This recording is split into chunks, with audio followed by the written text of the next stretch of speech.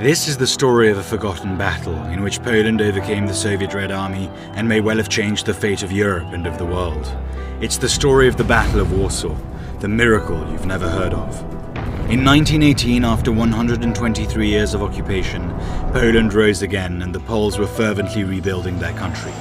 Just a year earlier, Lenin and the Bolsheviks had taken power in Russia, and upon having consolidated their position, they proclaimed the need for worldwide communist revolution. Poland was the Bolsheviks' bridge into Europe, and thus needed to be conquered first. In July 1920, Soviet General Tukhachevsky ordered, "To the west, over the corpse of White Poland lies the road to worldwide conflagration. Onward to Berlin, over the corpse of Poland." The communists preached freedom and equality, but the bayonets of the Red Army brought only misery and death.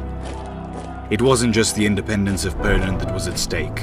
If Poland fell, Western communists would have received the military support of the Red Army, and Europe may have fallen to communism. The Polish nation came together and mobilized its resources.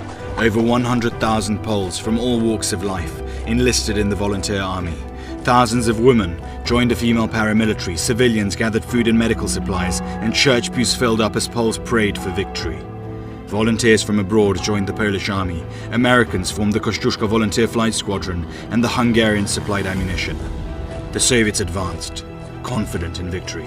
However, Polish military intelligence had decrypted the Red Army's radio messages, and the Poles prepared themselves for the oncoming onslaught.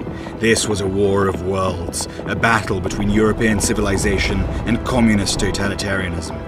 And here, on the outskirts of Warsaw, on the 15th of August, against all odds, the Poles prevailed. It took the tactical genius of Polish leaders, Piłsudski, Rozwadowski and Haller, the courage of Polish soldiers and the mobilization of the whole country to overcome the Soviets. Since the victory occurred on the Feast of the Assumption, the battle came to be known as the Miracle of the Vistula. The Bolsheviks who were meant to enter Europe over Poland's dead corpse were not only stopped but also turned back and contained.